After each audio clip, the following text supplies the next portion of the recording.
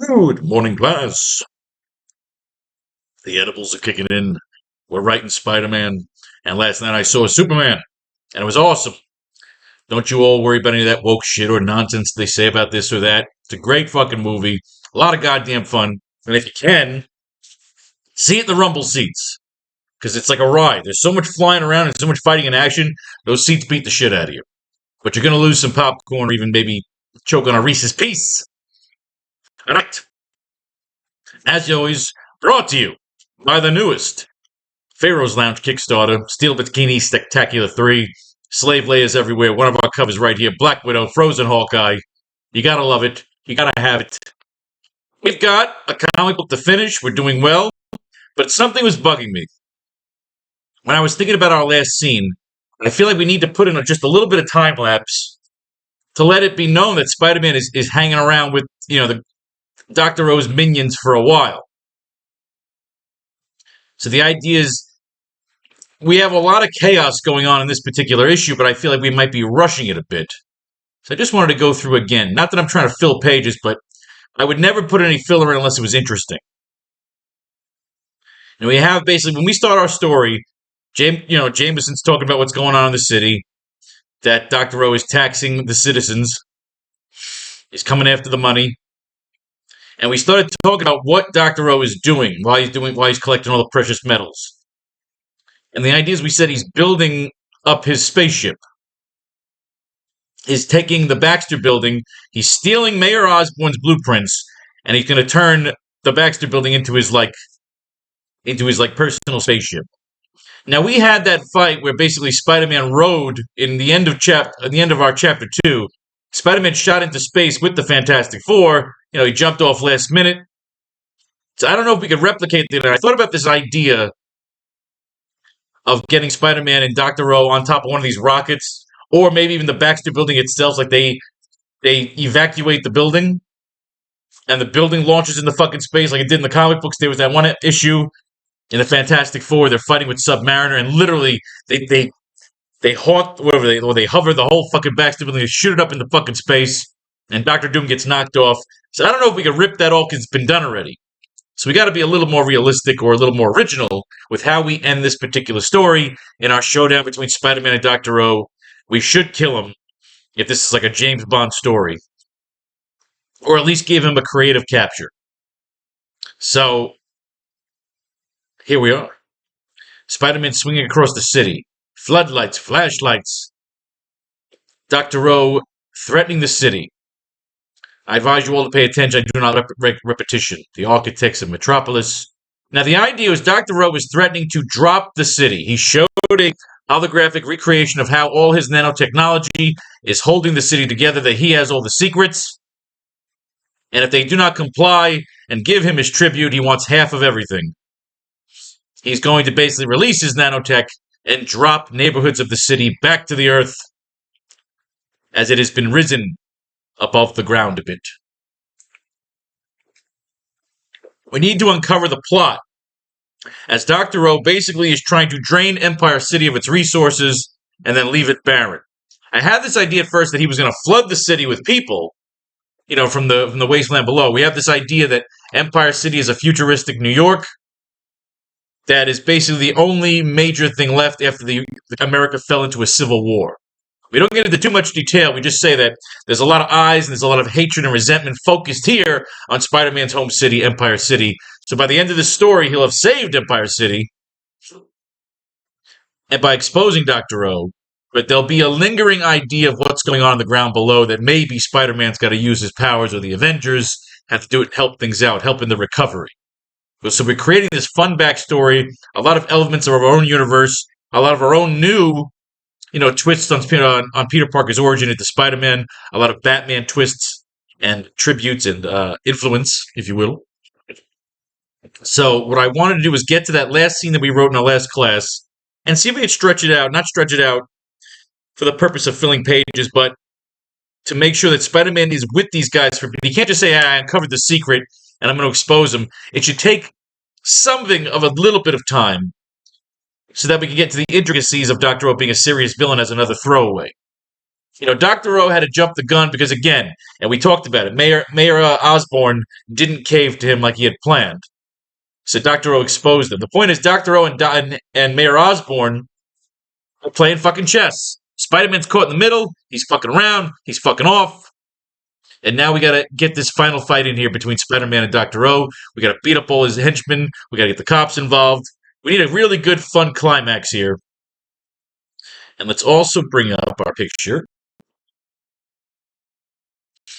of the Baxter Building, where a lot of our final fight's going to take place. This is from Fantastic Four Annual #1. I always thought it'd be a really fun drop for our, God damn it, for our fights. Shit, das move jetzt sehr.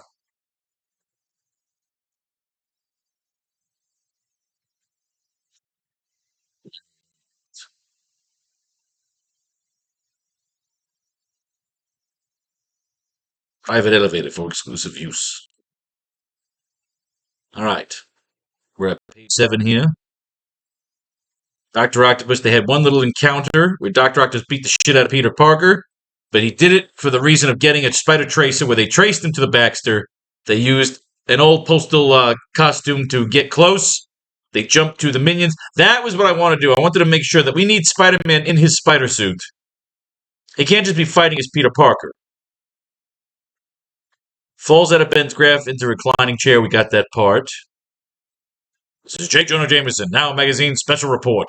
And I, like the rest of you, are now feeling the crunch of what can only be referred to as a citywide shakedown, where we've been taxed for half of our holdings.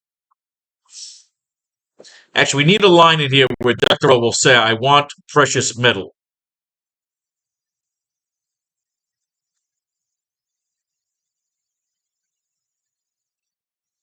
Sorry to disappoint you, Commission. My traps are far superior to yours.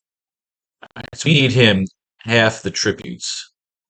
Although we can get back to that later on. I don't want to waste too much time.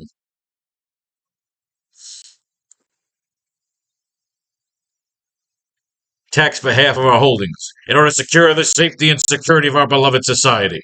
The doctor, as is his preference, has delivered instructions of where the first tithing shall be dropped.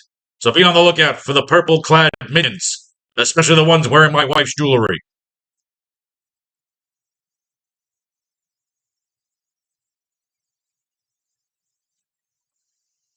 That's what it was. You see a montage of Dr. O's minions. So we dragged this out with the montage. Whereas, just want to have the same things over and over again. Now, I originally had this idea of Peter saying he could be a minion and work his way up, but then that defeats, and work his way up the ladder, that defeats the importance of Dr. O has over his people, which we described in the scene where Dr. O is doing a speech to his men, telling them, when I found you, you were all lost souls,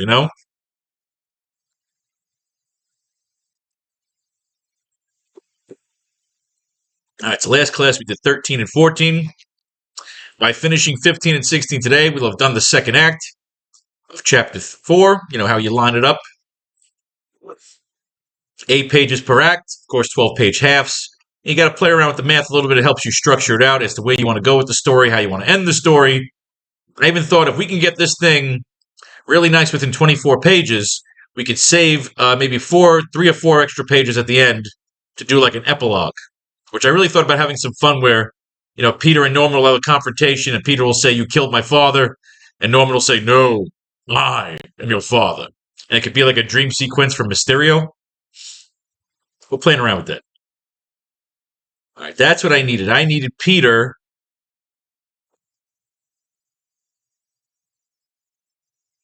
The minions immediately jump at the opportunity to begin to follow Uncle Ben and break away from the rest of the group, turning down an alley. All right, so Peter, we never showed Peter. So Peter's got the Spider-Man costume underneath.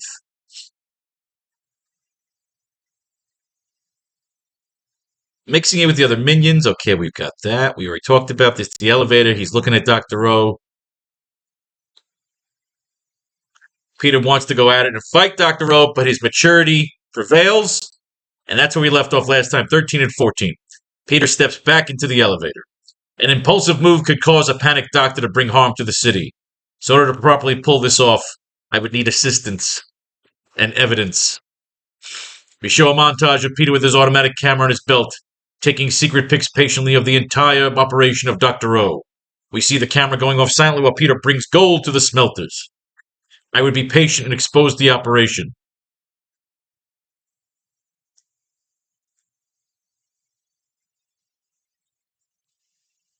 However many cycles it would take. Nah, I don't like that. So just fixing all that. I would be patient and expose the operation. Expose the. No, we see it. We have it twice. I would be patient, expose the operation.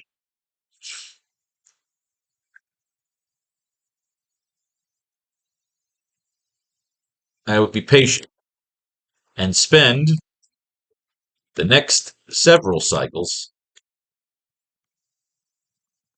studying the operation.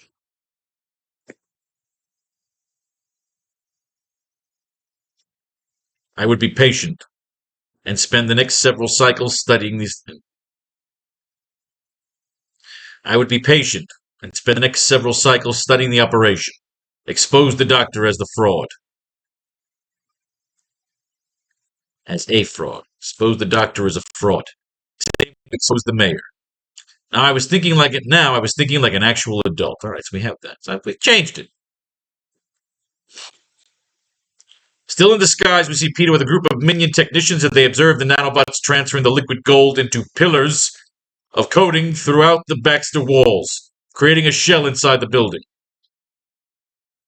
The doctor was dug in like a Civil War general, as I kept my mouth shut and followed orders. I kept my ears open and absorbed every bit of minion gossip down to the catering choices, and recorded every bit of it, free of the army of nanobots which were now fully engaged, building a shell around the Baxter. So the nanobots are all back. We see Peter's camera continue to go off and record as he helps lift and load a thruster into position with the other minions. Mass effects of the loading and thrusting. So my instincts were correct in that Dr. O planned to finish Mayor Osborn's dream project. And even with my novice-level calculations, this would take a lot longer than a fortnight. So he planned to keep the city scared and at bay, with threats of dropping neighborhoods into the gravitational abyss, when the truth is, he was fully spent on his resources. The mayor didn't cave to his ransoms, and he had to abandon his lair, which means he's acting impatient and off schedule. Uncle Ben told me not to look for a weakness, but to wait for one. And once I found it in the makeshift break room, which also happened to be the old radio and receiving room of the Baxter building, read Richard's dedication to all that is vintage and timeless. And currently, the only spot without cameras or nanobots. I deduced that before the supervisor would know I was missing. I had enough time for one phone call.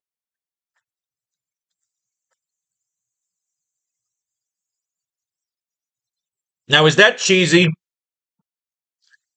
They would be working around the clock, but they're still allowed to take fucking breaks. They're minions. They're not robots. If they were robots, there would be no breaks. But they're not robots. He's got nanobots. First I thought the minions should end up being fucking robots, but then I thought it's too cheesy. That's too Shitari from like the Avengers. So you want them to be real people. Even though like every one of these minions, they can't just be nameless clones. So the idea is right here we actually gave them a backstory. Very simple. We see Peter finally left alone as the other minions return to shift and pull up a chair to the radio and receiving reels and communications equipment as he starts to tinker like a curious scientist.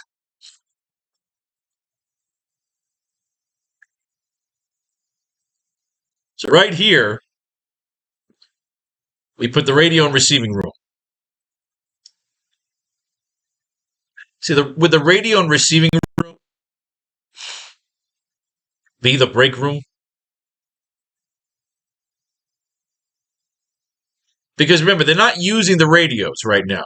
It's the one saving face we have. They're not using the radio because Dr. O is up in the observatory doing his own thing.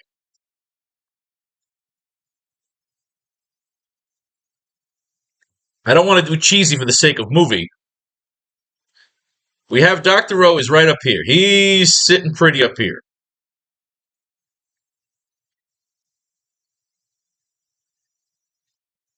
Where's the doctor in the observatory? We've put that in there.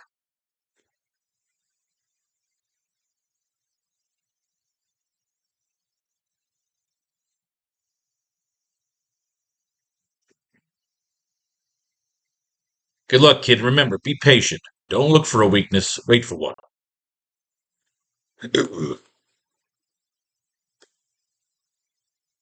Baxter Buildings was one of those pillars of Empire City scientific history, and the reclusive Reed Richards was never known to leave too many gadgets behind.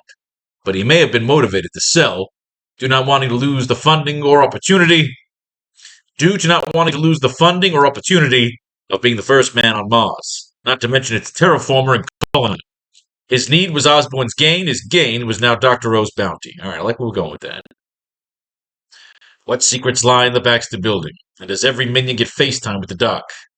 Seeing all the minions at work, one could definitely tell that the Doctor wasn't planning on leaving in the morning. So there's other motivation at play besides money.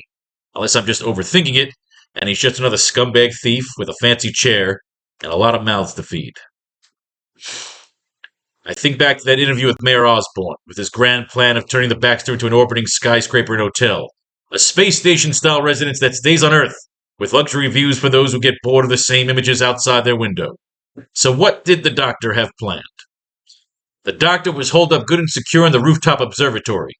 Once I got a look at the smelting division of this criminal enterprise, I suddenly realized the Doctor's preference for gold, as opposed to the lighter and more efficient digital and paper currency. He was going to take Osborn's blueprints for the Baxter and build himself a flying skyscraper, off the earnings of the city he despises. Poetic, if not psychotic. Especially because my spider sense is tingling. Every instinct is telling me the Doctor doesn't plan to honor the deal. Wrapped up in his construction, I could take a shot at him right now. Make a move before one of those nanobots so much as sneezes. But then I hear Uncle Ben in my head, with the Commissioner babbling right behind him. And I remember to think a few moves ahead and around. An impulsive move. Alright, we're all the way back where we up here. My instincts were correct in that the Doctor planned to finish Mayor Osborn's dream project. And even with my novice-level calculations, this would take a lot longer than a fortnight. So he planned to keep the city scared and at bay, with threats of dropping neighborhoods into the gravitational abyss, when the truth is, he was fully spent on his resources. The mayor didn't cave to his ransoms, and he had to abandon his lair, which means he's acting impatient and off schedule. Uncle Ben told me not to look for a weakness, but to wait for one. And once I found it in the makeshift break room, which also happened to be the old radio and receiving room of the Baxter Building, Reed Richards' dedication to all that is vintage and timeless, and currently the only spot without cameras or nanobots. I deduced that before the supervisor would know I was missing, I had enough time for one phone call. Would that be the break room? The conference room would probably be the better break room. But he's got to get from the conference room to the radio and receiving room.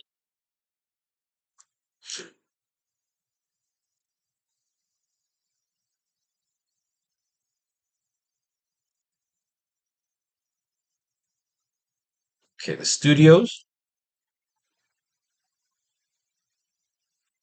Well, the studio makes sense because they can watch TV in the break room. They're not watching fucking TV in the conference room.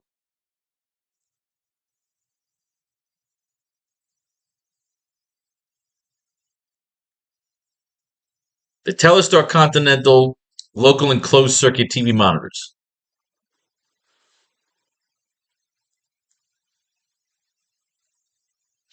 There we go. Uncle Ben told me not to look for a weakness, but to wait for one.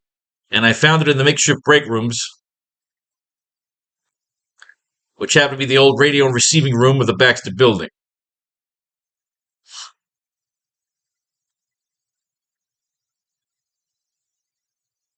There would be no TV on because, most of the fucking... No, I don't want that.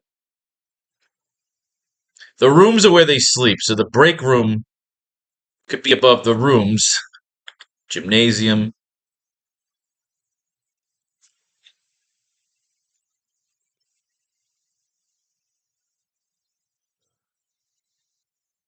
We could do something here. Pull up a chair to the radio receiving reels communications equipment as he starts to tinker like a curious scientist.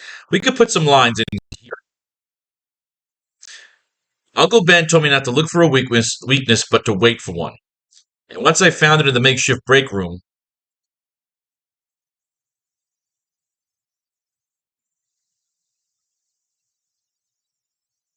which happened to be the old radio and receiving room of the Baxter building. Read Richard's dedication that all that is vintage and timeless, and currently the only spot without cameras in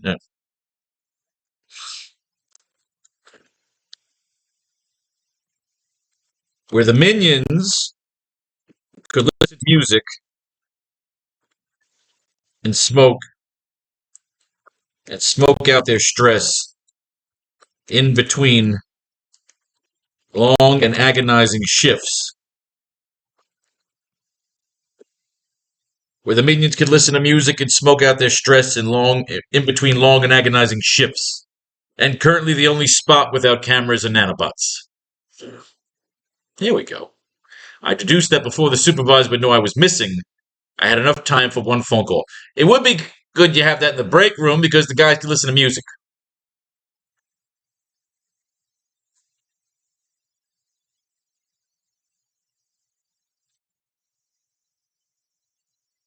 Which happened to be the old radio and TV studios of the Baxter building. Of the Baxter. Which happened to be the old radio and TV studios of the Baxter. Read Richard's dedication is vintage and timeless, where the minions can listen to music and smoke out their stress in between long and agonizing shifts. And currently, the only spot without cameras are nanobots. I deduced that before the supervisor would know I was missing, that I had enough time. I deduced that before the supervisor would know I was missing, that I had enough time for one phone call. Well, you see Peter finally left as the other minions returned to shift. Pull up a chair to the radio and receiving reels and the communications equipment as he starts to tinker like a curious scientist. There we go.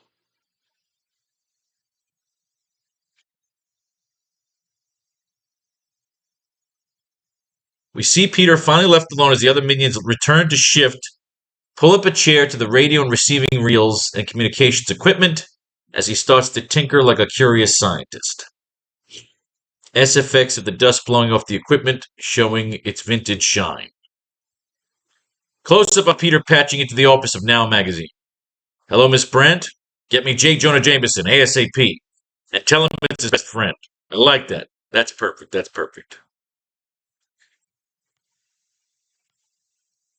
All right, 14. We're just getting all caught up. And I just wanted to fix a couple of lines so we could really cement the story. We cut to Dr. O in the observatory as his chair elevates him into position to make an announcement to his minions as he observes the construction and looks to motivate them. My minions, you are all doing splendid work. When I found you, you were lost souls, struggling to survive in a country scorched by implosion, by self-implosion.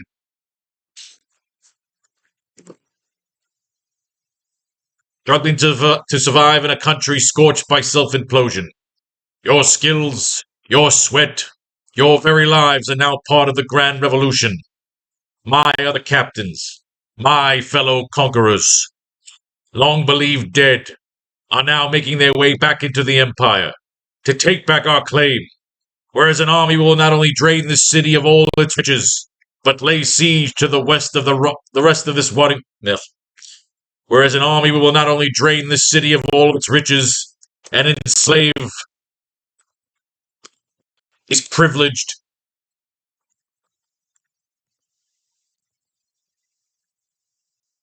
and harbored demons. I like that. Whereas an army will not only drain this city of all of its riches and enslave these privileged and harbored demons, but lay siege to the rest of this rotting world and on to Mars. He's left. To take back our claim. Whereas an army we will not only drain this city of all of its riches and enslave these privileged and harbored demons, but lay siege to the rest of this rotting world and on to Mars. Ha ha ha ha ha. I love this. It's great. Close up on the doctor and his maniacal fit of laughter is interrupted by the appearance of several drone cameras and floodlights triggering over the Baxter. SFX of the lights and drones triggering to life.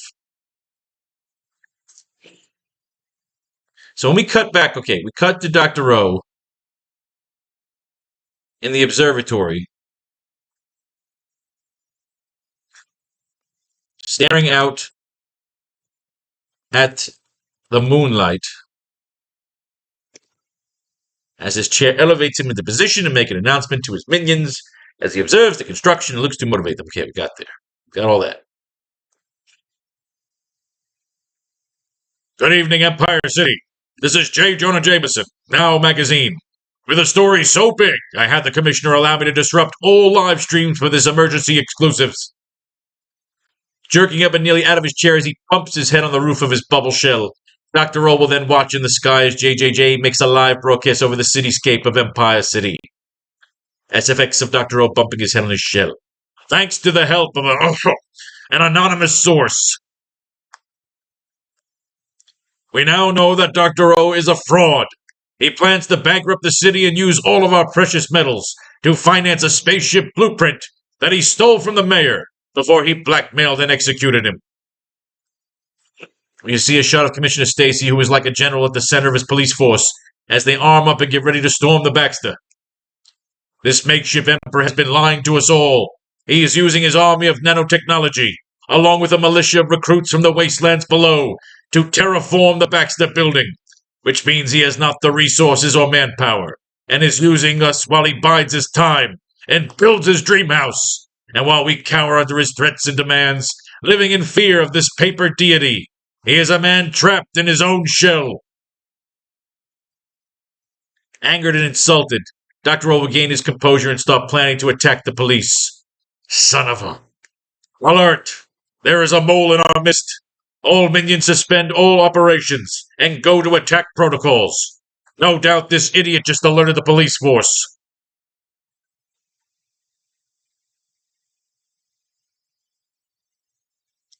We see several minions arming up with laser guns as others stack up bombs. Dr. O continues to talk over his army. Nothing must prevent our destiny. Once you see any opposition in range, do not hesitate. Show no mercy. Burn them all. He's going to kill all the cops. Close up on Peter, still dressed as a minion, nearly taken out by minions running past or around him. Peter reacts as Dr. O makes one more demand of his army. Attack protocols. Oh, shit. Out of water. Burn them all. So I like that. It's the Mad King fucking tribute right there. It's one of the best lines ever when the Mad King is just screaming, burn them all! Why the hell is this thing not... This fucking bug... I bought this fucking Amazon bug thing to suck the goddamn bug in. This one fucking bug keeps fucking around. Get in there. Get the fuck in the fan. Don't you want to be in the fan? Isn't it pretty? With all the pretty colors, get the fuck in there and die. Hate fucking no-seamers. Whatever the fuck these stupid little fruit flies are. They don't bite like mosquitoes, but they're fucking annoying. Alright. Where are we? He's saying burn them all, burn them all. So now what we need to do in pages 15 and 16 is Peter's got to prevent the cops from getting all fucked up. So what can he do? What we have here is our finale taking place here in the Baxter building. So we have Peter. Peter's being pushed around. He's being shoved around by all the minions. We have the bedrooms down here. Reception room, dining room.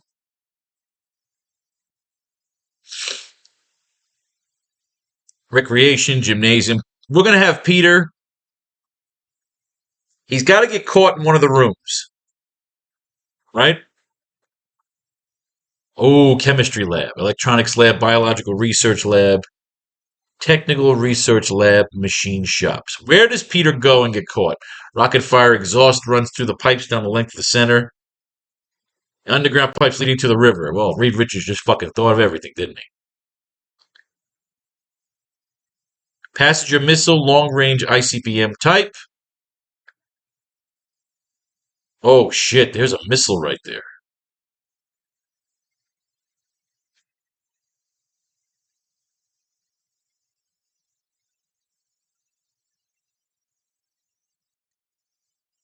God damn it. All right. We have a missile. Now, Peter can fucking attach Dr. O to that fucking missile and just fire that motherfucker up into the sky.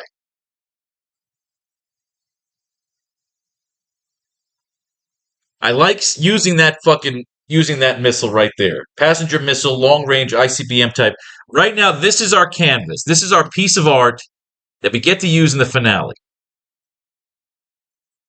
New York's most famous skyscraper tower. Headquarters of the most colorful superhero combo the civilized world has ever known. This building's not ready to launch yet. We can't launch the building anyway, and I don't want to rip that off from the Fantastic Four. But I do want our final fight here.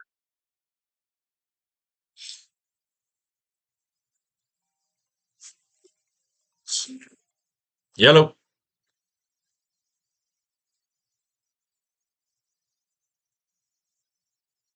There's two of them. All right. Well, I'll use one then.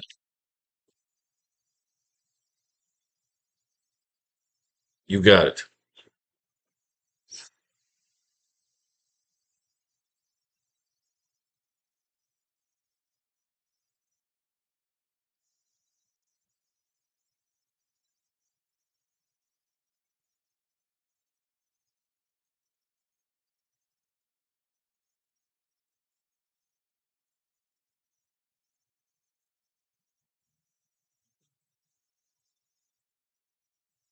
Let's cause this, I think.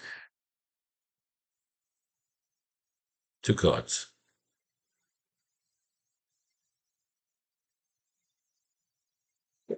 Thank you, brother.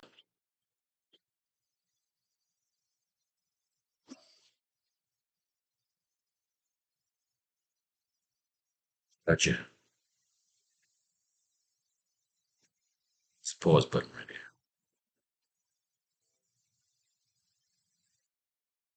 Still going? All right, now we're back. Sorry. Can't say no to mom. How when that Kickstarter goes up? Where are we? All right, so we're trying to figure out where our fight scene's going to begin and how. What we're doing in these next two pages here, we have to expose Peter and we have to figure out. I like the idea of using this missile. I want to use every inch of this fucking building. The Pogo orbit plane.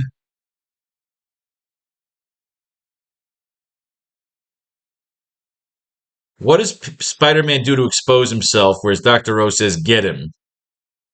He's got to shut the power down.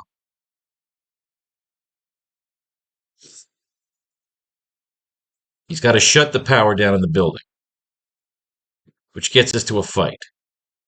Everybody's arming up. He's saying, burn them all. Peter's got to cut the power, which we could use. Rocket fire exhaust runs through the pipes down the length of the building and dissipates in underground pipes leading to river. He's got to smoke them out. Oh, so I like this. All right, see what we're doing here? Remember, this missile's got to escape through here. Can he disarm the missile or just blow the smoke?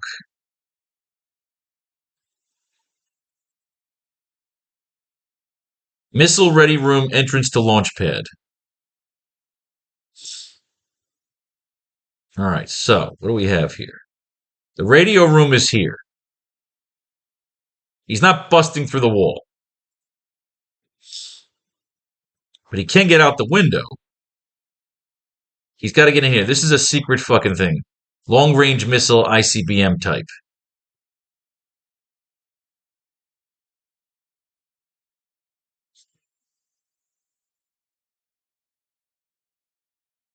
He webs up the escape hatch right here, the rocket silo.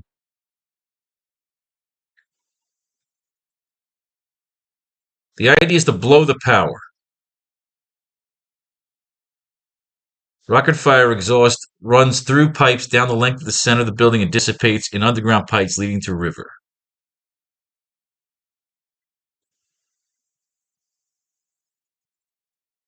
Passenger missile long range ICBM type.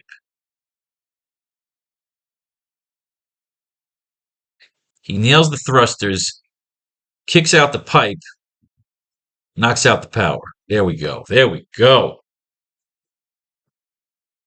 There we go. Let's do some fucking writing. Peter will have to take out the minions. Darth Vader Rogue One style. Once Spider-Man finds out the plot, he'll be exposed and then have to fight his way out by taking out all the minions. Commando style, the final fight between Spider-Man and Dr. O. They'll use all the gadgets. Well, that's what we're doing here. So we can get rid of this because we're using that in the notes now. Lizard can make his way to Dr. Osborn. We're still using the lizard. Remember, the lizard's out there. You know, we save him for another story. Right now, he's out there. Throw him into a fucking epilogue. Let us move. Let us move the notes to the bottom of page 16. All right, let's go. So where we leave it, where he's saying, burn them all, burn them all. Close up on Peter still dressed as a minion. Burn them all. Peter pushes past an army of minions as he tries to find a place to help or alert the cops.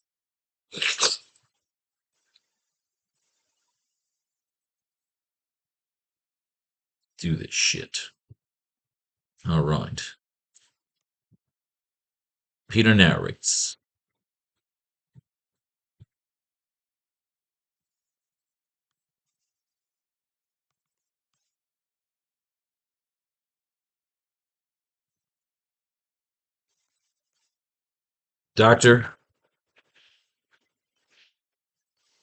The doctor was a madman.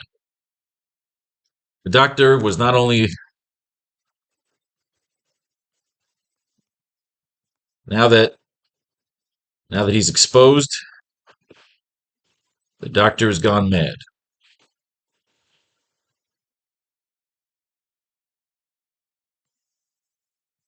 So I may have temporarily saved the city. Now that he's exposed, the doctor has gone mad. So I may have temporarily saved the city, but now the cops were in danger. And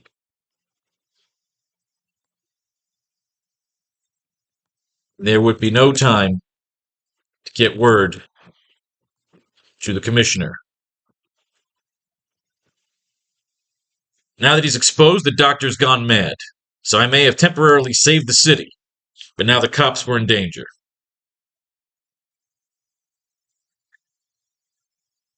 So I may have temporarily saved the plot against the city. Now that he's exposed, the doctor has gone mad. So I may have temporarily saved the plot against the city, but now the cops were in danger, and there would be no time to get word to the commissioner.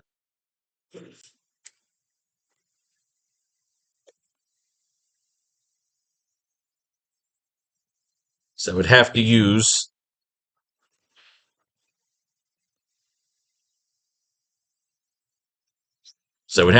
whatever was available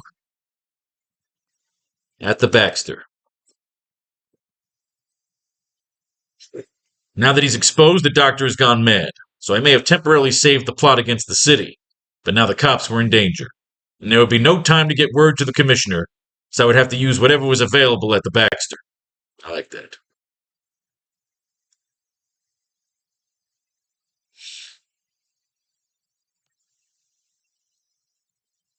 Running downstairs into pick a room.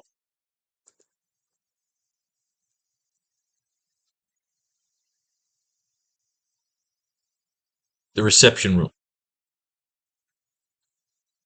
Running downstairs into reception room. No, I need to get him to the. Well, when he's running back upstairs, he's here right now. No, he's not there. because it's later on.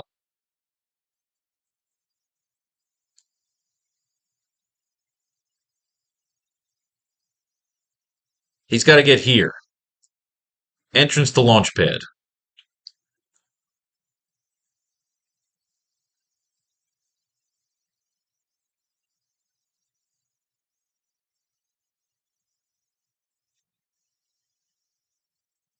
Okay. So I'd have to use whatever was available. Peter pushes past an army of minions as he tries to find a place to help or alert the cops.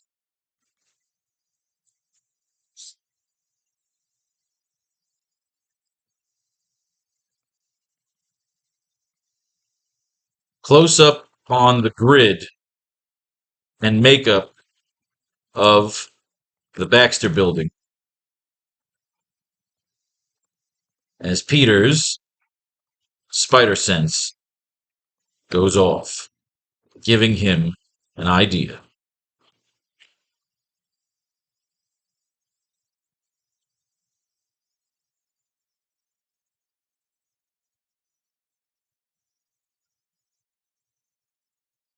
Passenger missile. Close up on the grid and makeup of the Baxter building, Peter's spider sense goes off, giving him an idea. As we see an emphasis. No, giving him an idea. So I'd have to use whatever was available at the Baxter.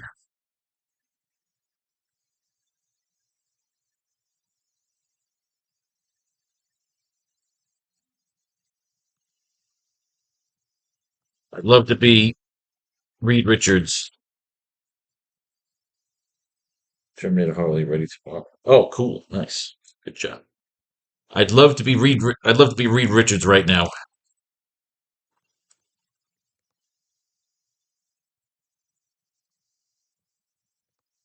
Gliding towards Mars without a care in the world. Gliding towards Mars without a care in the world other than hope and ambition. Other than genius and other than hope and ambition.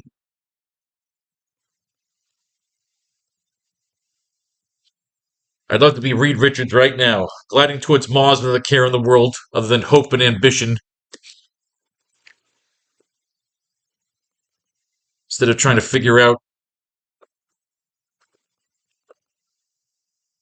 how to light up the. That's it.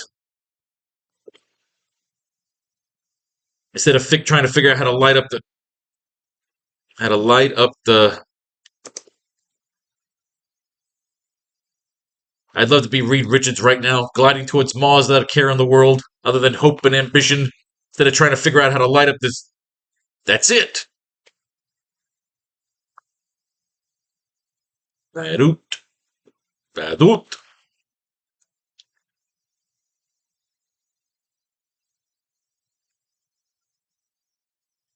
Close-up shot. Shot of the map grid with close-up shot of the map grid shows off the long tunnel that shows off the passenger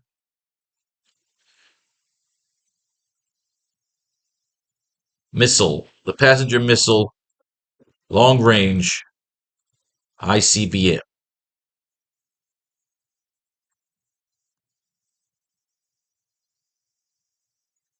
And the long exhaust tunnel. What am I saying here? Rocket silo.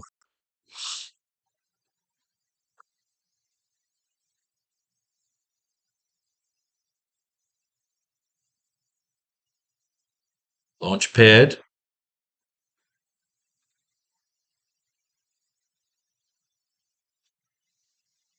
Launch. He's got to shoot the missile off to warn. He wants to warn the cops, right? The cops are on their way in. They're storming in. They're flying in. They're driving in.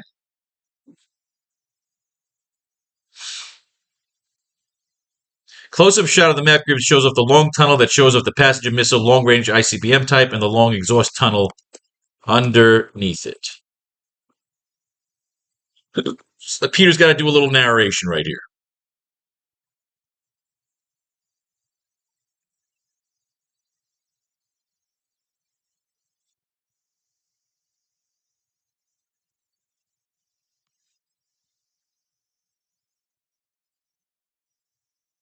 Passenger missile, long-range ICBM type.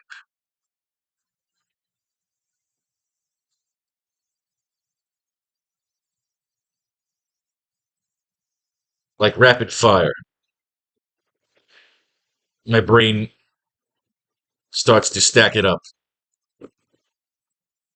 Like rapid fire. And this part is destroying those pipes and lighting up this missile and all that shit is going to get, of course, him exposed.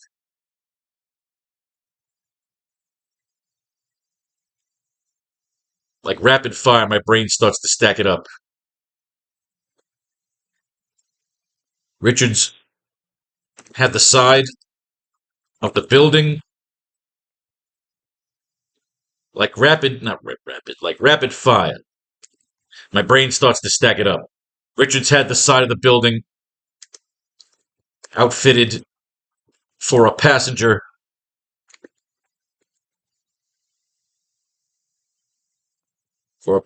missile, for a passenger missile.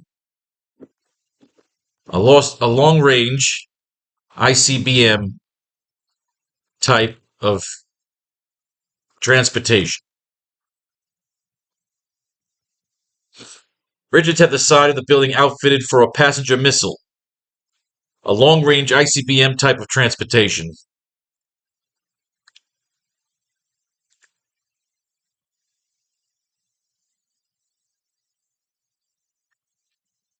A long-range ICBM type of transportation. Like an escape pod. Complete with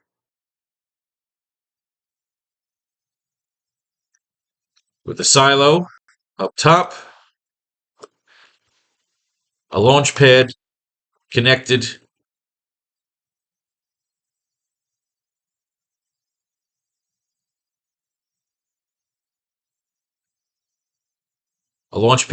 via bedroom.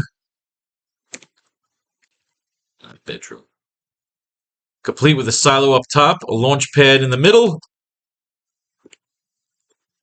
and at the bottom, like rapid fire, my brain starts to stack it up. Richards had the side of the building outfitted for a passenger missile, a long-range ICBM type of transportation, like an escape pod.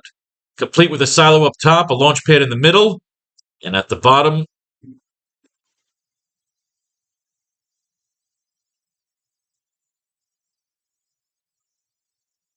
a rocket fire exhaust line. A rocket fire exhaust line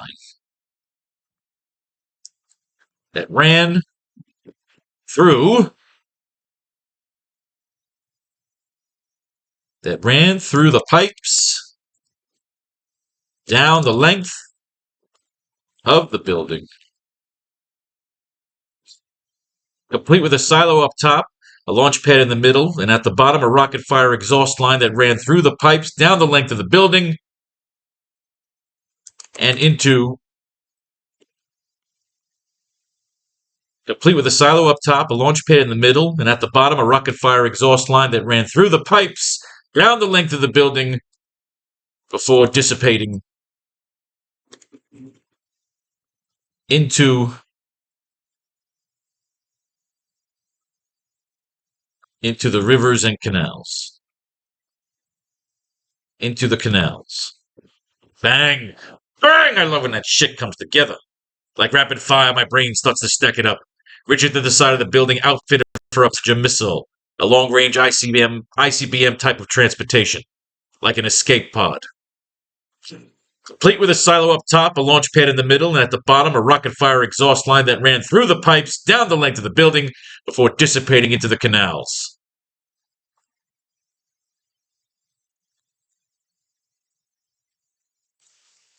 Right.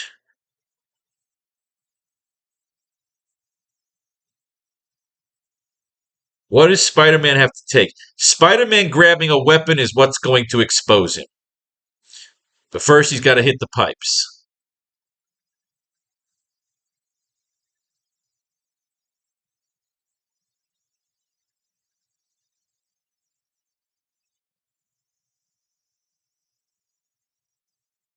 Complete with a silo up top, a launch pad in the middle, and at the bottom, a rocket fire exhaust line that ran through the pipes down the length of the building before dissipating into the canals.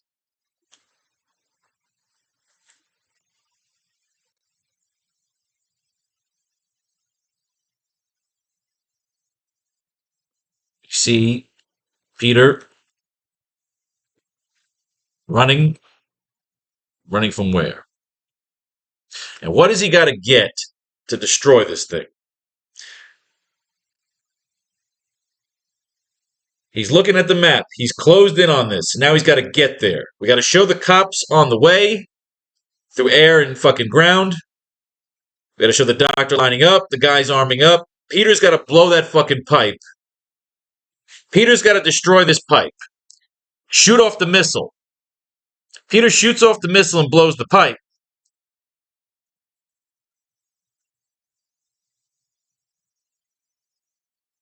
We see Peter. Okay, so let's get back to this thing here. Because he'll light it up. He'll have to jump out of the building before it explodes. Right? So that's where the idea is that he's got to blow the pipe, right? Underneath the launch sequence here.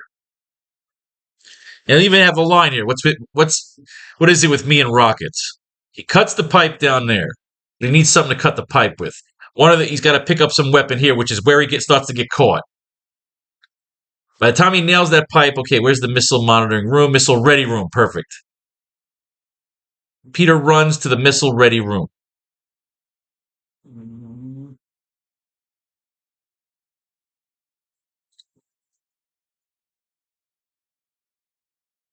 Pipe will take with the pipes cut off. It's going to cause a nice explosion, shooting the missile into the air, and that's going to blow with everything rumbling through here with him cutting the pipes off. He's got to web the break that he makes.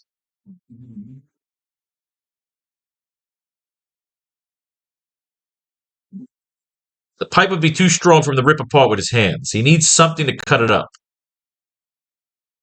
He grabs like a saw blade, like a bone saw kind of thing. Let's do some mining. Because I want to know how to feed this town. Oh, I love doing this. Let's see if the number goes up. We just launched today. As always, the goal is 20,000. My monthly salary. I work on commissions. It's a good life. It's a weird life if nuts. Come on, can we break 4? Can we break 4? Now we're doing it. We're writing the AracKnight 4. Let's break 4 to be symbolic.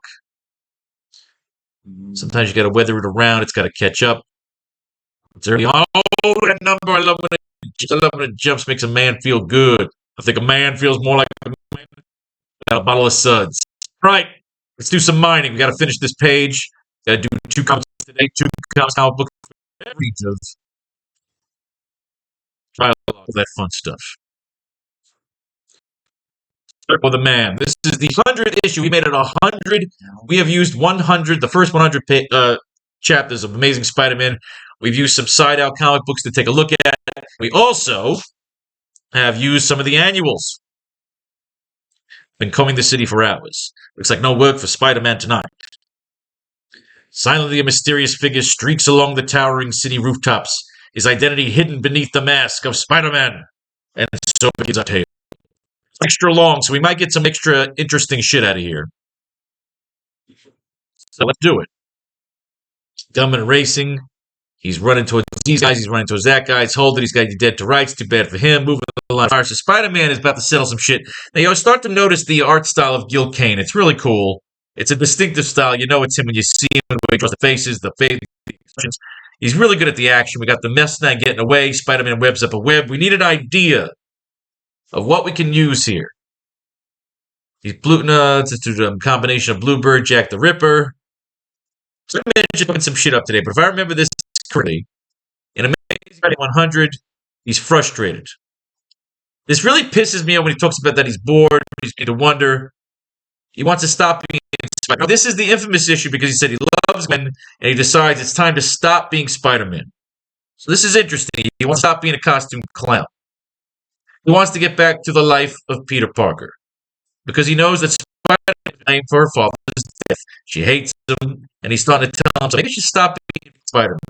Maybe if I could create a that I could take this potion and finally stop. I don't understand, which is really fucking stupid about this, is he doesn't have to be Spider-Man anymore, but he can still have the fucking powers. He figures if he gets rid of the powers, he'll just be normal. But the only fucking reason this idiot got strong was because he was goddamn. It's always fucking with me. This is the 100th issue. This Wall Street, it's another flashback thing. Losing Betty Brand leads. It's a flashback issue. Older Stacy. All this crazy shit. You know what? I'm getting really back to it. I can't stand this shit. He starts to go mad with the vulture beating on him. This is all flashback. 100th issue. The entire thing. We get anything out of this. Let's not rush through. I don't like rushing through because we know where we want to go with this particular page. I'm just looking for a little inspiration. We mine every comic book for inspiration. So it's kind of frustrating if you ever get to a comic book, there is no inspiration. You know, he's fighting the lizard. So maybe this comes into the lizard coming back into the fold. He won't be useful during this finale scene. You definitely have to throw an epilogue page for him in there. We got room. Like again, if we finish our story, the 24 pages, we'll add 4 more pages of epilogue. Or 2 more pages, whatever it is. We'll worry about that when we get to it. The idea is he thinks he's going mad. He thinks he's hallucinating. He thinks he's seeing all those enemies. This is one of those 100 issues, so we're just going to throw a bunch of crazy shit and sink all the mishmash. We're trying to catch something. I remember the idea was that he took a potion to stop being Spider-Man, but again, stupid. But here we got Dr. Octopus. Okay, here we go. Tentacles. Fool did you think you were the last of Dr. Ock? Anything can happen to someone like you, someone whose life has been a fraud and a lie. All right, we got that part. Glory, thrills. Spider-Man's having a psychological breakdown. All his enemies are there. It's hallucinating. So we got here with the idea. Kingpin there, he's hallucinating. I think this is either Mysterio's fucking with him. He gets really sick. Captain Stacy, I know you really are what you are, but the tragedy is you don't really know. You're dead. How can I hear you? Even a voice that's been stilled can be heard if only you listen. You've been given a great power and you try to use it for more good. No man can do more. There have been others with powers who tried, and yet they too were jeered, misunderstood, hated, and finally destroyed. You have tortured yourself by trying to live a normal life, but you cannot.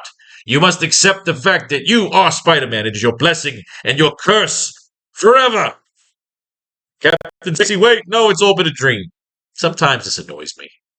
I mean, that's a great line. It's a great line, but he wakes up. He says, holy shit, what the hell is this? Now I got 6 fucking arms.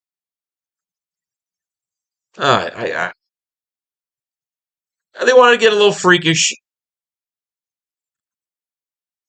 I never remember me really liking this stuff too much. I feel like this was Stan Lee maybe trying to just stop it. But this is when a new writer starts taking over. But Stan Lee's not completely gone for another 10 issues. But this was the first one right here. Of course, the introduction of Morbius, the famous introduction of Morbius. Morbius the Vampire, unfortunately not done well by one Jared Leto. It was a bad movie. We're going to be using this for the next one. So let's get the mining done here. We didn't get much to use out of that 100th issue. It was a throwaway issue. They throw the kitchen sink in there. It's not for the plot. The only plot line was he wants to stop being fucking Spider-Man. And that fucking, he loves Gwen, but now he's got 6 fucking arms. I hated the issue. Sucked. All right. Let's break back to here.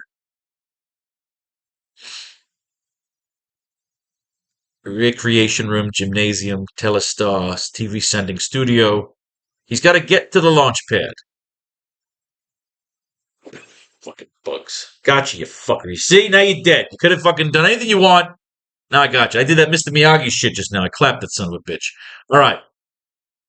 Private elevator, missile monitoring room. Okay, so Peter runs for the missile ready room. We see Peter running for the missile ready room,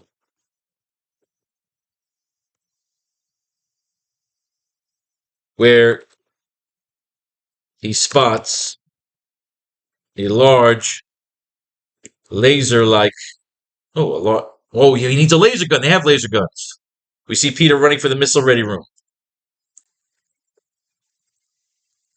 where he grabs a large laser blade gun. We see a laser blade along the way. We see Peter running for the missile ready room, where he grabs a large laser blade along the way. We cut back to the observatory,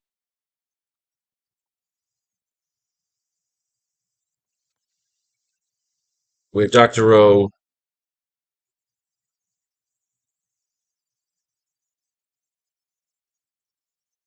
not yet. We see Peter running for the missile ready room, where he grabs a large laser blade along the way. All right, that's good. We cut to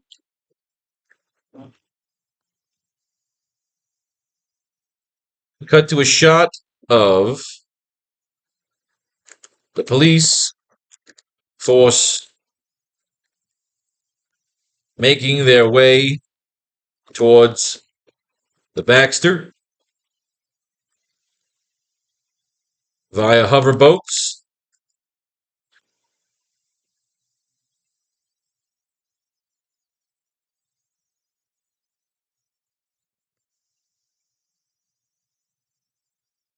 Via police cruisers.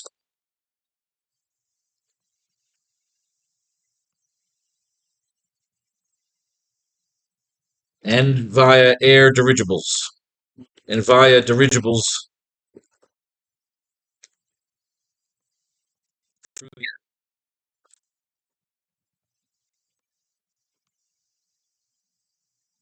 We cut to a small shot of Dr. O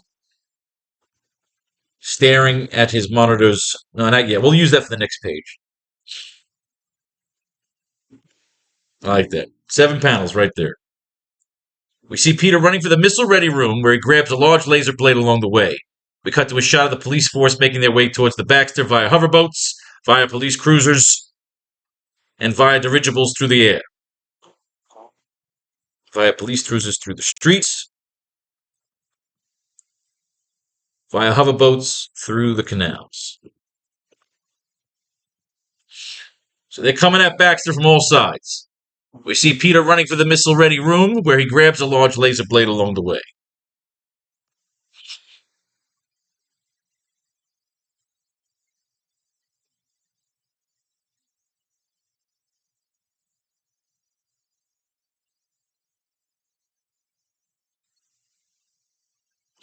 We see Peter running for the missile ready room, where he grabs a large laser blade along the way. All right, so what did Peter say last panel? Complete with a silo up top, a launch pad in the middle, at the bottom, a rocket fire exhaust line that ran through the pipes down the length. Okay, so here we go. If I could sever that pipe, and launch the missile, would have a two-pronged effect. Two-pronged effect.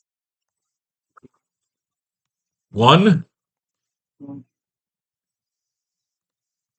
missile shoots into the sky.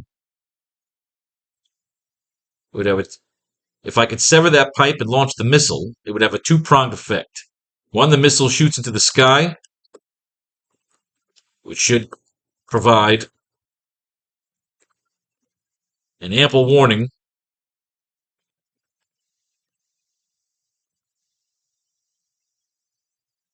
One, the missile shoots into the sky, which would provide.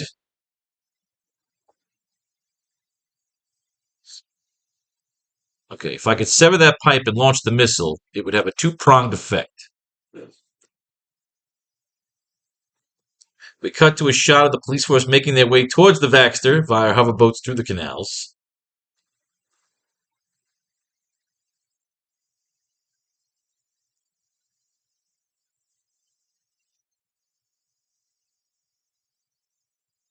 We show the canals.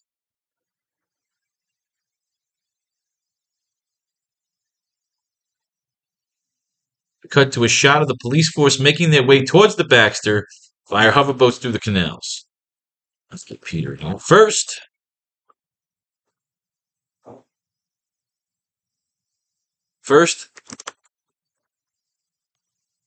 I prevent the rocket fire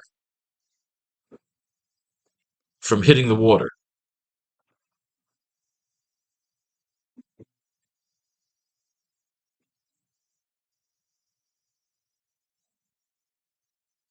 We cut to a shot of the police force making their way towards the Baxter via hoverboats through the canals. First, I prevent the rocket fire from hitting the water, which will prevent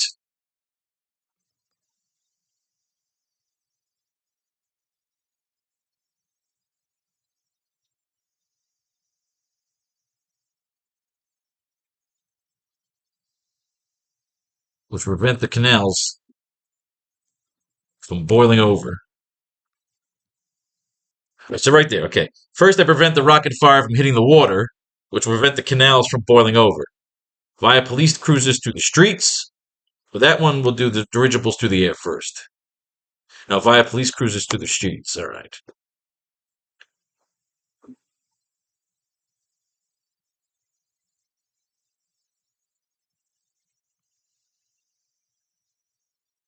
First, I prevent the rocket fire from hitting the water, which will prevent the canals from boiling over. Via police. Next, the impact.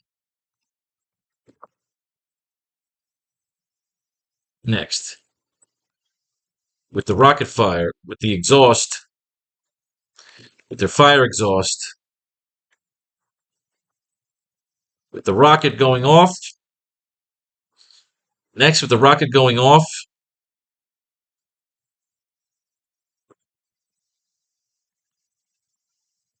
the fire trapped in the tunnel. With the rocket going off and the exhaust trapped in the tunnel,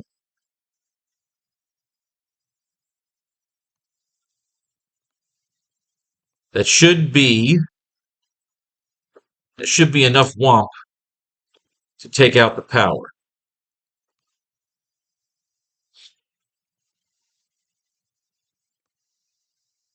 Rendering the minions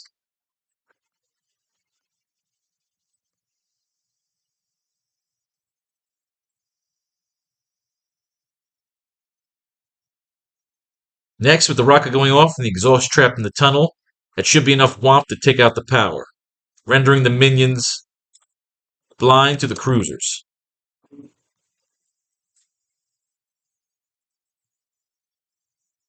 And via dirigibles through the air. There we go. See, the page is done.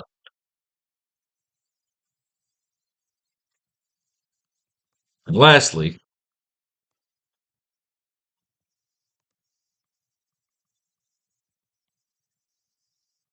the rocket going off into the air.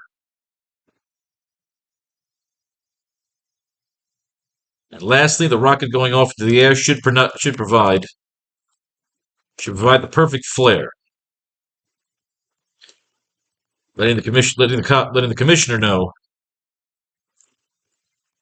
that the doctor is waiting. There it is. Oh, I love writing comic books. We writing comic books. Yes, yes. Close up of the map grid shows off the long tunnel that shows off the passenger. That shows off. That's what I'm doing.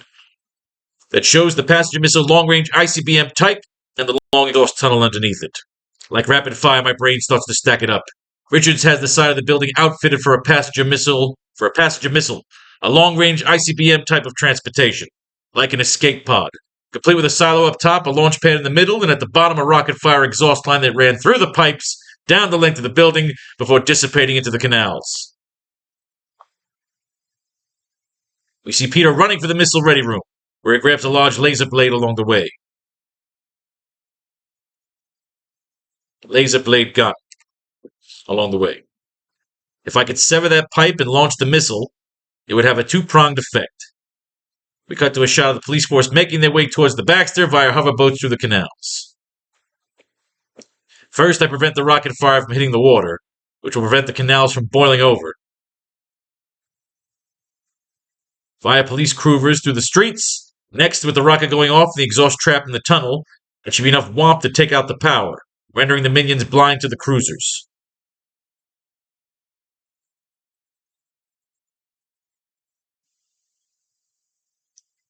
And via the dirigibles through the air. And lastly, the rocket going off into the air should provide the perfect flare, letting the commissioner know that the doctor is waiting. We move to page 16. Alright, we did good. I like that fucking page. Fucking police are closing in, shit's getting armed up, and Peter knows exactly what he's got to do to kill the fucking power. He's got to think quick. He's got to use what's in front of him. His instinct. His knowledge. So now we got to get, on this page, we got to get Peter into that fucking missile room where he hits all the fucking buttons, gets to that launch pad and severs the pipe.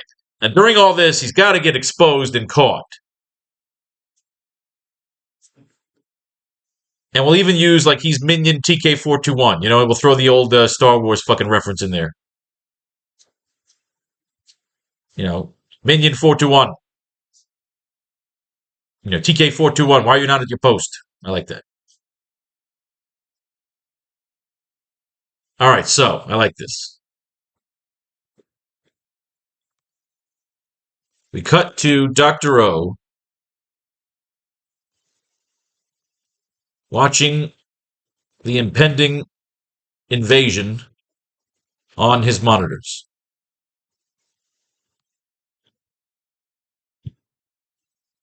We close up on the monitor showing Peter disguised as the Minion. We close up on the monitor showing Peter disguised as the Minion,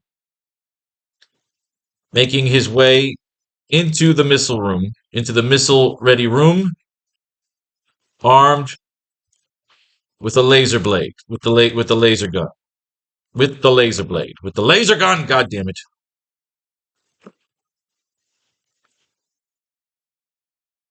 With the laser blade gun, with the laser saw. There we go.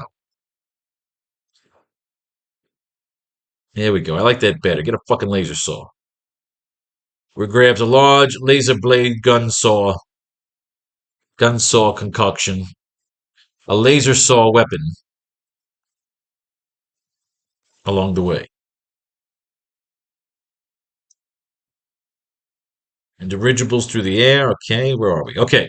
We cut to Dr. O watching the impending invasion on his monitors. We close up on the monitor showing Peter disguised as the Minion making his way into the missile-ready room armed with the laser saw. With the laser saw.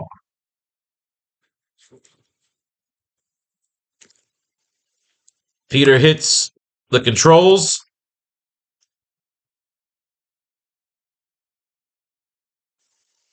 While the doctor rages over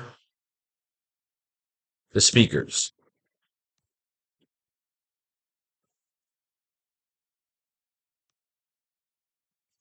With the launch sequence starting,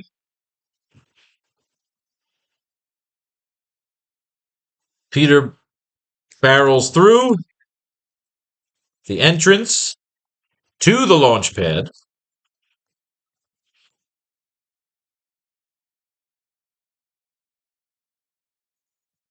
Once inside, he ignites the laser saw.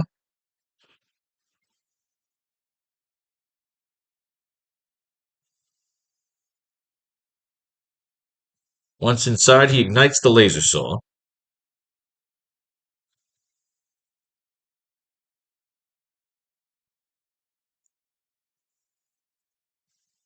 Leaping down as the sequence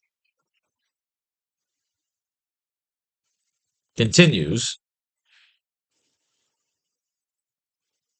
we see Peter leap down and slice the laser saw at the pipes underneath the launch pad. SFX of the slicing of the pipes. Boom! We're doing it. We're doing it now. We're doing it wild. All right, we're going to go to the next issue where Morbius introduces Morbius, and I believe even the lizard gets involved eventually. Let's enjoy some art. I'm not sure what we'll use out of it. We're going to mine it, though, see if we can get anything good out of it. Besides the introduction of one Morbius. They really used Morbius's origin in the movie already, so we can't really use anything from Morbius. Maybe. But again, we always look to see if we can do some mining. We've laid out the grid of the page. He ignites the laser saw. Hits the controls. That's kind of like a throwaway panel. Leaping down as the sequence continues, we see Peter. Peter leaping down as the sequence continues. Peter slices. No, I can go for some fucking pizza. Slices the laser saw at the pipes underneath the launch pad. Less effects of the slicing of the pipes. Love it. Peter will have to take all the meat. Let's move these notes. Once Peter Man finds out the plots, he'll be exposed and have to fight his way up by taking all the minions commando style. So we're doing that, but we're not up to that part yet, so leave that in the notes. Lizard can find his way to Mayor Osborn. Osborn can tell him Dr. O's line. All right, so we're not using any of this yet. This is more epilogue stuff that we're using, so we're writing our fucking scenes. Let's do this shit. Put that at the bottom of 17. We're not up to the fighting yet. We got to expose Peter here on page 16, and that'll end Act 2. Act 3 is the fights, the epilogue, the finale, the whole fucking thing. We cut to Dr. O watching the impending invasion on his monitors.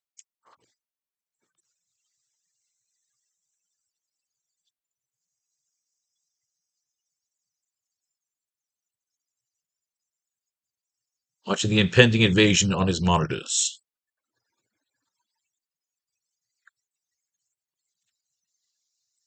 Steady, gentlemen.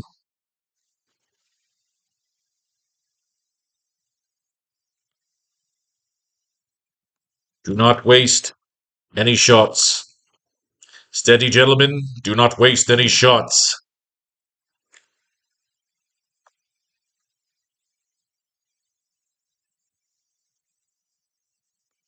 This is their army. And once they are vanquished,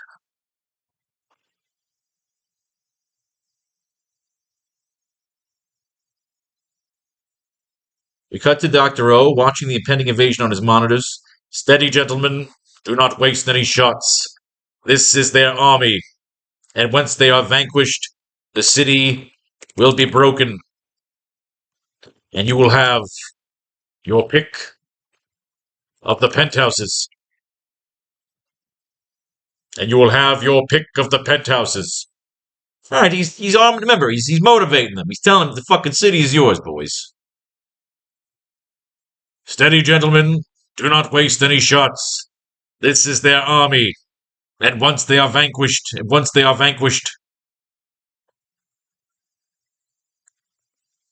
this city will be broken, and you will have your pick of the penthouses. We close up the monitor. We close up on the monitor showing Peter disguised as the minion, making his way into the missile-ready room armed with the laser saw. Right.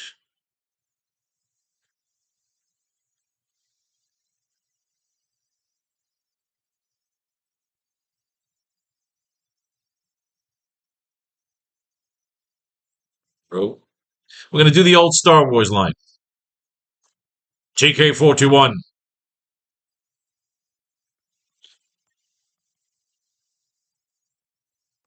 Ugh.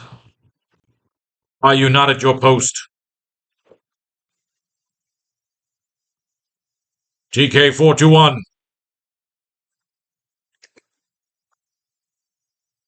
TK-421, why are you not at your post? TK-421, do you copy?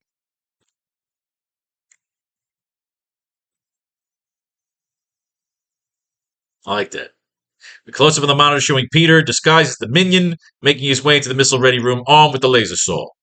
TK-421, why are you not at your post? Why are you not at your post? TK-421, do you copy? Peter hits the controls while the doctor rages over the speakers.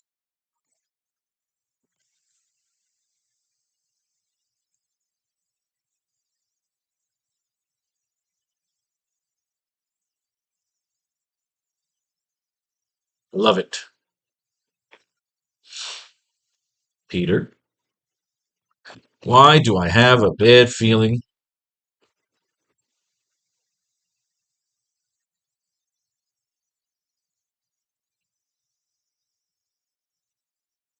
that my name is TK?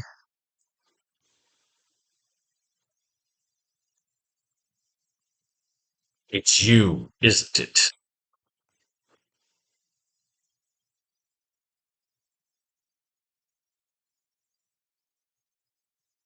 Why do I have a bad feeling that my name is TK? It's you, isn't it?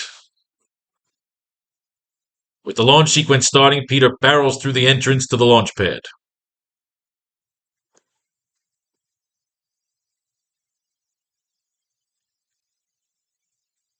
Why do I have a bad feeling that my name is TK? It's you, isn't it? So Dr. O spots him. He's exposed. With the launch sequence starting, Peter barrels through the entrance to the launch pad. Why do I have a bad feeling that my name is TK? It's you, isn't it?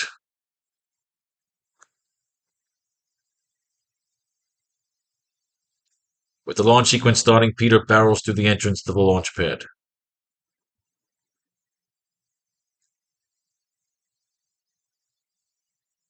So what is our lines here? We need some lines. He barrels to the entrance to the launch pad. Once inside, he ignites the laser saw. SFX of Peter igniting the laser saw.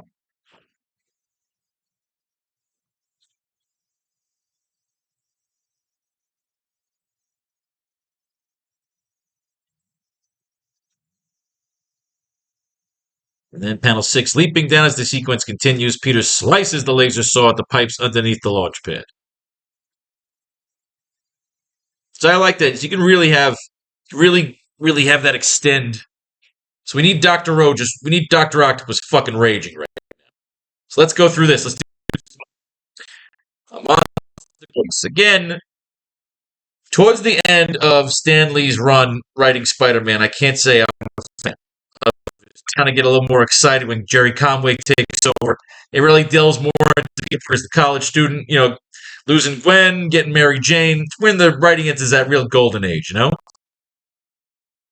see what we can get out of this. The 6 arms, just kind of fucking stupid. He needs an antidote. He hears about Dr. Morbius. He can't see Gwen now because he's got 6 fucking arms. So once again, he's letting this bitch down. She looks good here. I need this shot of Gwen for my archives. Yeah, we hit our fucking funding goal. Fuck yeah. There we go. Peter, I was hoping I'd corner you at home. Now don't say a word. Just listen. Ugh. In honor of Betty Freeman's birthday, I've decided to play Liberated Women and treat you to an R-rated flick of your choice. Look at this shit. He's an asshole. He can't see Gwen. She should definitely be fucking. So now he's got 6 fucking arms. He can't see Aunt May. He's a free fucking nature. Fucking rings. He learns about Vice. Sure, this is the Vice Squad. Is Sergeant O'Malley you're speaking to? Hello, Mr. Robinson. All right, so Robinson wants him to do. I got an assignment for you. You're still our part-time staff at Tog. We just got a tip on a foiled bank stick-up. We need some pics. I'm skipping town for a while in case heading off for a case of mono. What? I'll report it as soon as I get back. I don't fucking know. He's got troubles. We'll be a laughing stock to viewers and get those hold-up shots. So again, Peter just got He's fucked his job up. I fucking hate Peter Parker sometimes. Then he calls up Kirk Connor and said, dude, look, I need some fucking help, dude. I need a place to stay. I need a place to hide. He's got, look, I got a place down there in Southampton. Go stay in the fucking Hamptons. I got a really cool fucking place down there. It's got a lab downstairs. You got it. Go stay there. I have to go now and go to the fucking lab all the way in the fucking Hamptons so I can drop my 6 arms. Look, this would have been something if I actually went somewhere, but the matter is fucking gone, I think, by the next issue. So, for being completely honest, I love fucking Spider-Man. He's got some of the greatest stories of all time. This is not one of them. He rides the railroad out through Long Island. He got the Hamptons. All it needs is Tony Perkins. It's a creepy old house. Dracula house. Alfred Hitchcock house. He's got to go in there, do his thing. Now realizing that along the fucking boat here, a bunch of sailors trying to figure out other sailors are disappearing, but it turns out that there's a fucking vampire fucking people up. He is a vampire. I don't think we get his origin in this issue. We get a different one. He had to jump overboard and swim all the way back to shore. He fucked everybody up. He is a vampire. The night belongs to Morbius. He is introduced as a villain, a bad guy, a heel, killing people, draining their blood, guilty of it, and realizing that if I have blood, he will suck the blood. Bad people, but he's not there. He's still a villain introduced. Now Spider-Man is here. Dr. Morbius washes up along the shore, and while Spider's working on the land to get rid of his fucking stupid 6 arms, what should happen? There's a vampire. So they get a little darker here. So it goes from Spider-Man and the college towns and all that crazy shit to fight fucking vampires. And Morbius is going to fuck him up. He's going to punch Morbius here. He's going to go for his throat with his fucking fangs. I gotta tell you, I hate the 6 arms. But we have to keep going through the to find if there's anything we can mine from here. Pretty much locked into what we want to do with our story. So what we're really just getting here is ideas and how to dress up the scene and make it look cool.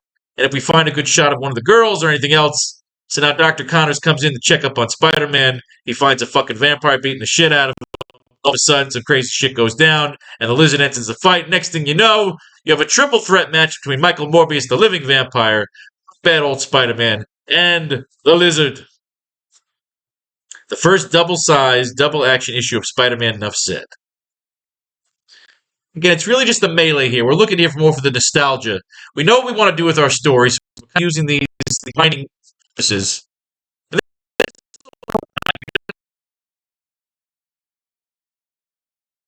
Artist, but you got to get a little something out of every issue, even if you're not a fan of the issues. And again, what we're really waiting for is we want to close out the story the way we want to close it out. And kind of maybe finish up with a little, Stan Lee's out of here in like 8 or 9 issues. And we move on to the new writing, but that'll be for our next Spider-Man story, because by the time we get done with Stan Lee, we should be done with our comic book. We don't know until we get there. Let's do it. With the launch sequence starting, Peter barrels through the entrance to the launch pad.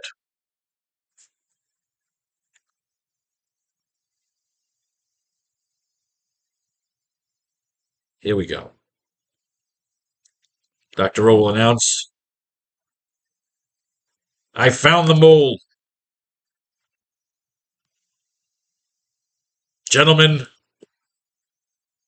I found the mole. Spider-Man is in. It's you, isn't it? He knows it's him. Spider-Man is in the missile room. You should fuck with him first. You never learn, do you? You never learn, do you? Spider-Man. With the launching, Peter barrels through the entrance to the launch pad. SFX of Spider-Man of Peter smashing through the door. No, we don't need that because he hit the buttons. He hits all the buttons. He doesn't have to push. The door would be reinforced. He couldn't get through that door easily.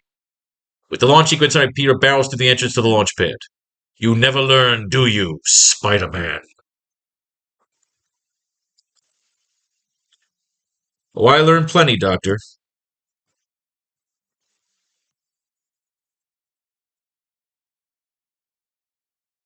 Oh, I've learned plenty, Doctor.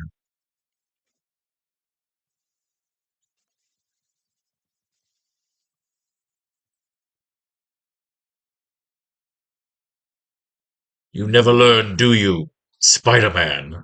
Oh, I've learned plenty.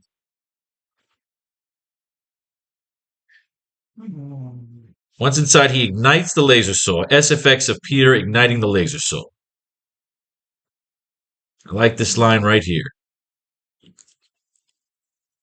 In fact, I learned this one from the chameleon. In fact, I learned this one from the chameleon. Oh, I've learned plenty. Oh, I've learned plenty, Doctor. In fact, I learned this one from the chameleon. Why do I have a bad feeling? Do you copy? Why do I have a bad feeling that my name is TK? It's you, isn't it? You never learn, do you, Spider-Man? Well, I've learned plenty, Doctor. In fact, I learned this one from the chameleon. Leaping down as the sequence continues, Peter slices the laser slaw at the pipes underneath the launch pad. What's this? Oh, I didn't have this in the notes here. Put this back down here. There we go.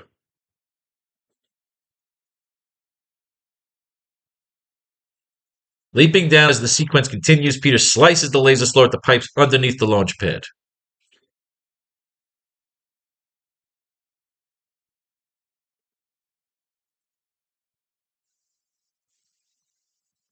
You fool!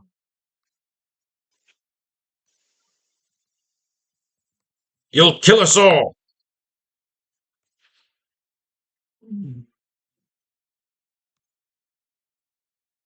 Leaping down as the sequence continues, Peter slices the laser slaw at the pipes underneath the launch pad. You fool! You'll kill us all!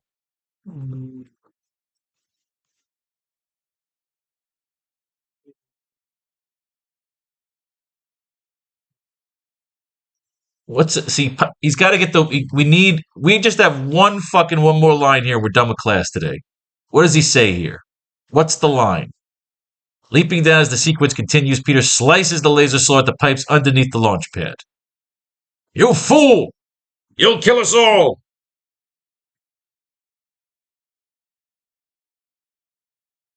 Nope.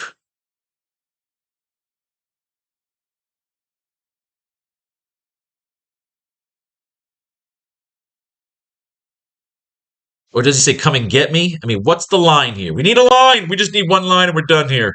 To make it good, don't force it. Don't rush it. Every line is interesting. Every line's important. Leaping down as the sequence continues, Peter slices the laser saw at the pipes underneath the launch pad. You fool! You'll kill us all.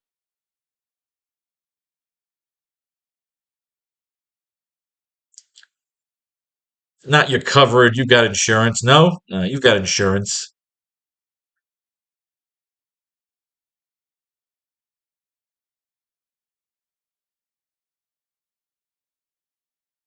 Leaping down a sequence. You fool, you'll kill us all. And I don't want a cheese line. I'll take my chances. What do we need here? Let's go through one more comic book. Let's find one more comic book as we get to this Morbius Lizard fucking Spider-Man triple threat match. And let's get the one more fucking I need to finish this. Vampire Lodge. The Lizard. It's a triple threat match, ladies and gentlemen.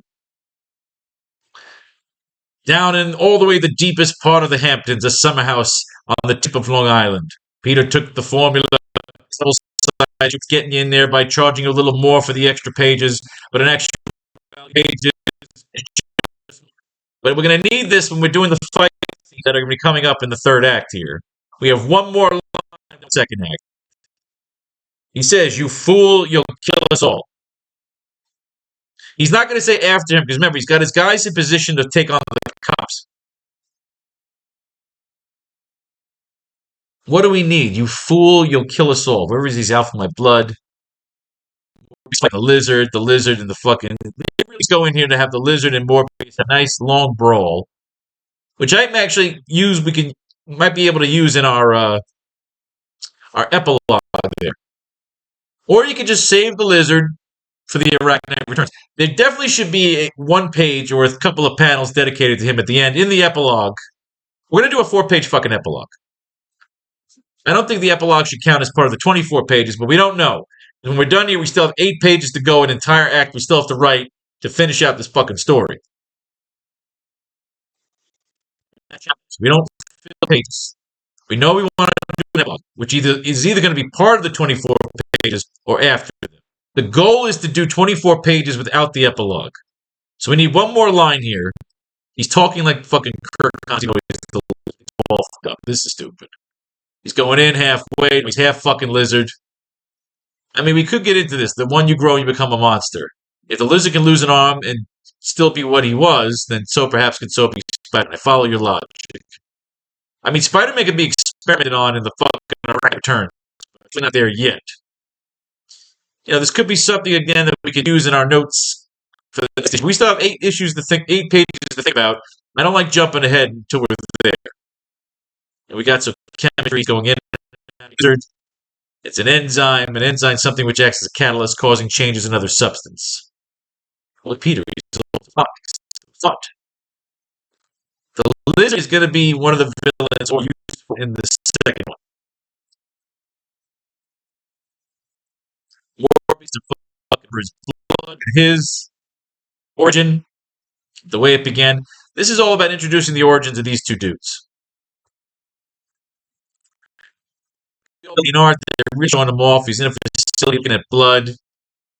Again, this might all come in handy in the next one. To give no more cause for optimism than those we have seen before. Torture yourself. Your demeanor is not too grim, Nikos. Do not recognize a cosmic jest when you behold one. It's not amusing. The sight of Michael Morbius, winner of the coveted Nobel Prize, pinning his hopes, dreams, and fears. Fact. That's his fiancée. He can no longer love her. Would you now risk your life as well, knowing the deadly radioactive materials with which I work? He's Shakespearean, if you will. He's going to see, unfortunately, he's turned to a fucking vampire. He chartered a yacht. Electroshock device has been installed according to specifications. Before Michael Morbius tries his best. Studying their blood, he's dying of a blood disease. His nose is turning into a pig nose. Electric creation of blood cells is something never before attempted, let alone achieved. If only we had time to gauge all possible results. Potential side effects. Obviously, when we get to the AracKnight Returns, our sequel to this story, we'll be delving more into the blood. As a matter of fact, we put that in there in our notes, that Norman Osborn's going to need a vial of Peter's blood. I can't stand it any longer. I'm putting the thing off now. But actually, get into a vampire. One of them kills his friend. I can't wait till I'm a vampire. Listen, monster. He's a villain for a long time, and I think somewhere in the 90s, they pick as the hero. Being absolved of his sins. Again, kills this homeless guy. Poor Timothy. Eventually, Morbius will say, you know, maybe hunting bad guys. So again, this is an issue. Swing around the city with half lizard, half fucking Kirk Connors. It got a little wild. This one got a hard issue. This arm's getting rid of his arms. Sitting around. I hate this. Disrespecting fucking Stacy. There's no reason why she should stay with him. Fucking Spider-Man. Jonah Jameson. I just need a good fucking on here. I wanted to get through this fucking triple threat match in the Hamptons.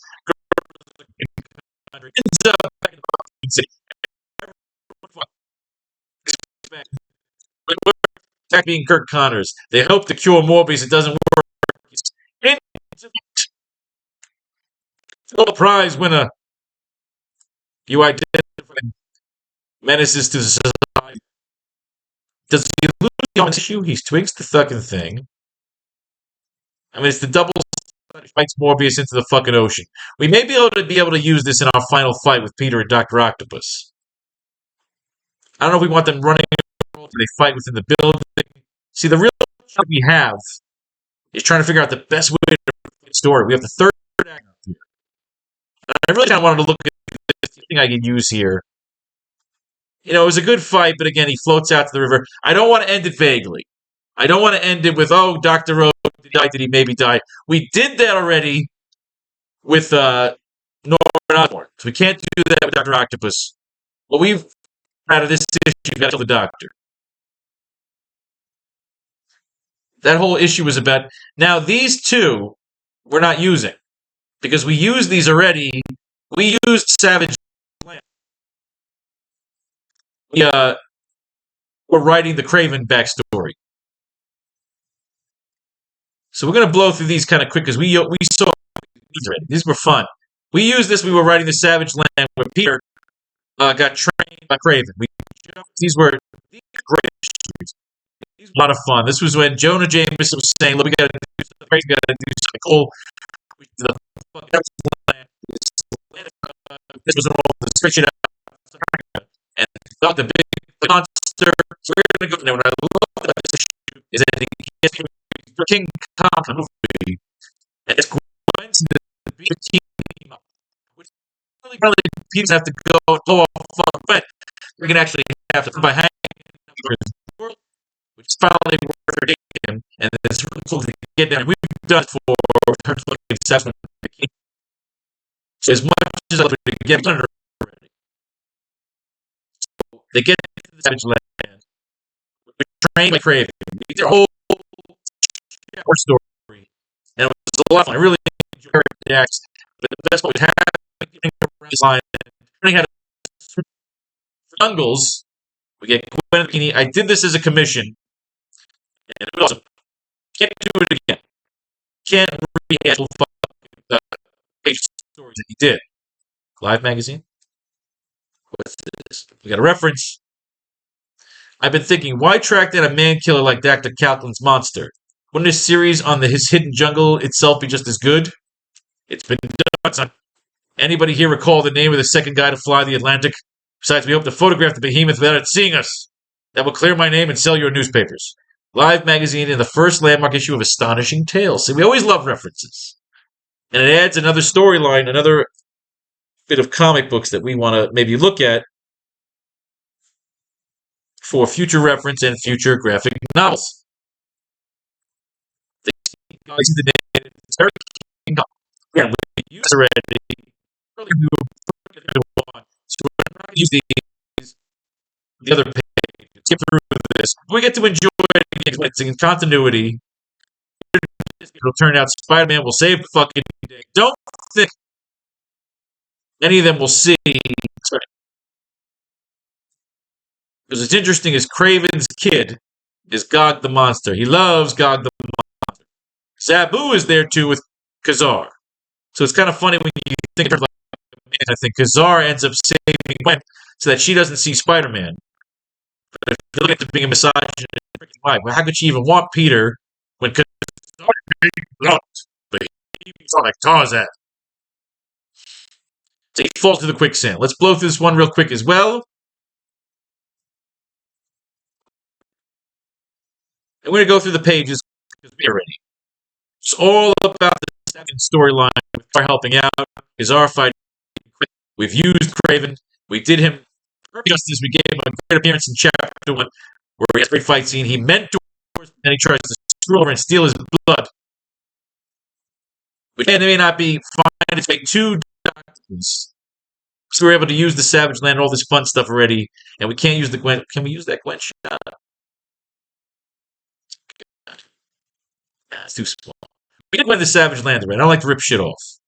And this was basically, these issues were also about giving Kazar a rub, because he was the star of Astonishing Tales. Alright, YouTube, break it up. Yet, perhaps. Now the journey overland to the waiting copter has begun, and thence back to the canyons and crevices of man-made steel.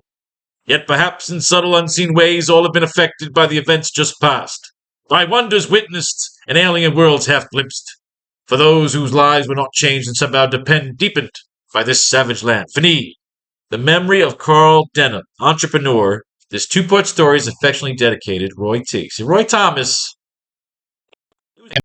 Spider-Man. We're not even at Jerry Conway yet. And then unfortunately with 105, Stan Lee comes back. And it's back to fucking Spider Slayers and all that stupid shit. But we use these Spider Slayers. We could use that. We're going to use that Spider Slayer thing with Dr. Octopus's, matter of fact, let's take a picture before I forget.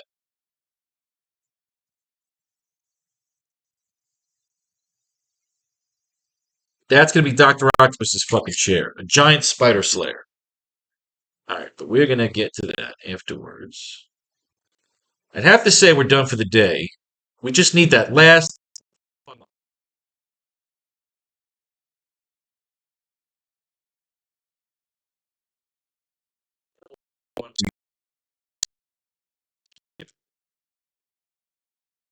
Here.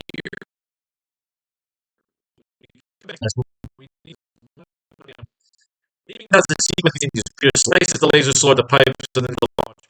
You fool! You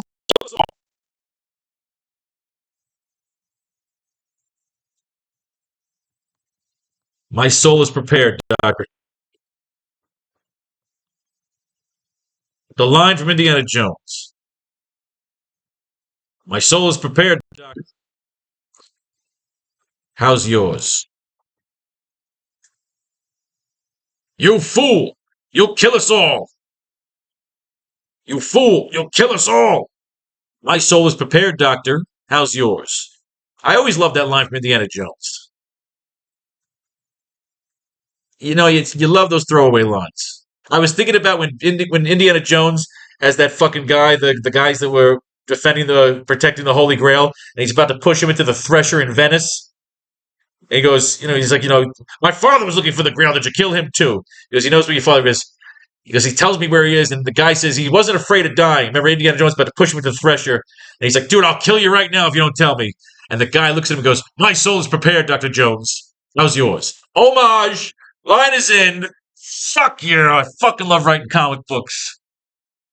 Let fate and faith decide your fortune if you like what you see. Make sure to get in on the new Kickstarter or buy one of my textbooks. I fucking love writing comic books. Greatest fucking writer who ever lived. That's 15 and 16 for you. When we come back to the next class, we will have the third act. We'll start the third act. Look at that. Look at that. Boom, we hit our goal. I got 3 more quarters to go. Let's get to fucking 10,000, 15,000, then 20,000. And once again, peace, love, and war.